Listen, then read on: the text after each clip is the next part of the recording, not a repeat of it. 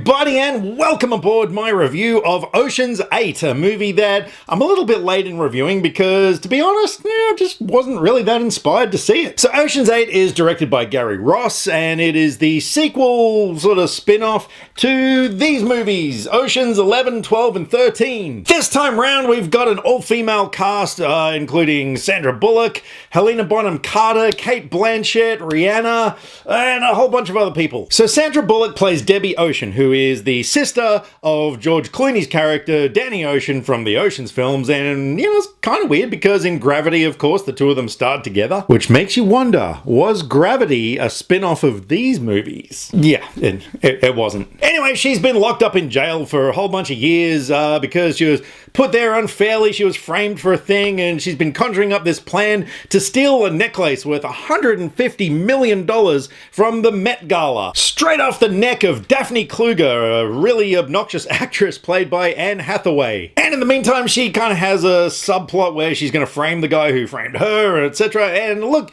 yeah, this movie, I thought it wasn't bad. I mean, essentially the movie achieved what it set out to do, it was just kind of a light, entertaining film. It probably wasn't as much fun as I would have hoped for it, but, it was entertaining enough. For starters, I liked the chemistry between the female leads. I thought everybody did a good job, and everyone played their parts really well as well. I was a little perplexed by Kate Blanchett's accent, though, because they did mention that her character was from Australia, but she sort of had an American accent twinge going on every now and then, and I wasn't sure what the deal was there. At first I was kind of like, well, hang on, is this just sort of some kind of bad acting thing? Which I didn't think was the case, because if you've seen her in The Aviator, where she played Katharine Hepburn, that accent was absolutely extraordinary, so I know she can do accents, but yeah, I was kind of thinking like maybe her character's been in the US for some time and has picked up an accent, but they didn't really address that. But I digress, because we're here to talk about heists and stuff.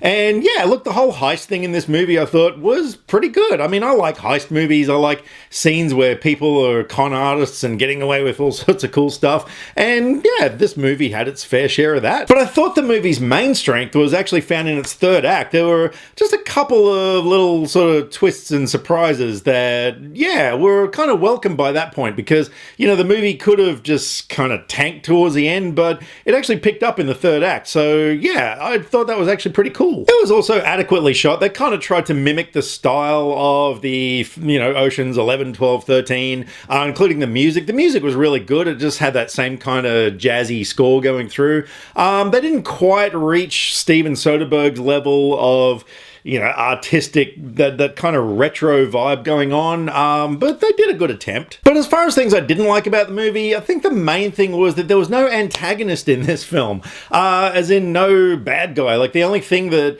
the team had going against them was the possibility of getting caught. You know how you had Andy Garcia's character in the original Oceans films? This movie didn't have anything like that. I mean, I guess in a way, the guy that had framed Sandra Bullock, he was kind of an antagonist, but he wasn't really sort of painted as one as such. And aside from that, there was that whole thing of like, oh, we need a hacker, and Rihanna comes along and just can basically hack into absolutely anything, and they just have like, all these amazing devices and gadgets and cool sci-tech that can do pretty much anything. And yeah, it was kind of like, well, yeah, how did you guys get this stuff, really? So, there were a few things that were a bit convenient, I guess, but, look, overall, like I said, it was an okay film. I was actually quite surprised. I mean, I just went on a Sunday afternoon, and I was kind of thinking by this time I'm probably going to be the only one in the cinema, but to my absolute surprise, it was nearly full. So clearly people are still going to see this movie, which is great. I mean,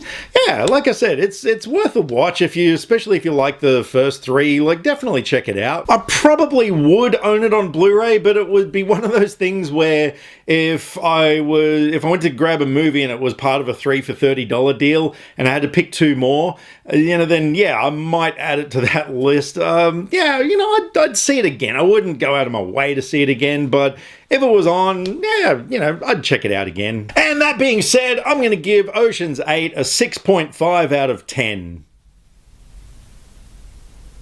So, like I said, I know I'm quite late to the party with this one because, yeah, I just didn't really want to see this movie, but I thought, oh, what the hell. So, over to you guys. If you've seen Ocean's 8, let me know what you thought of it, and where do you rank it in amongst the Ocean's 11, 12, 13 films? Stay tuned to my channel, because aside from movie reviews, I've got lots of really cool stuff coming up, including a really big thing I've got planned for Ant-Man and the Wasp. So, that'll be week after next, not too far away, so make sure you stay tuned for that one. And my cat has just come into the room meowing her head off, so obviously she wanted to say hi. Do you want to say hi to everybody?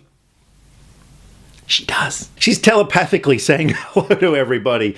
So anyway, yeah, like I said, let me know what you thought of Ocean's 8. Drop me some comments either here or on Facebook. All the social media links are in the description below, because we like to meow about movies and we would love to meow about movies with you.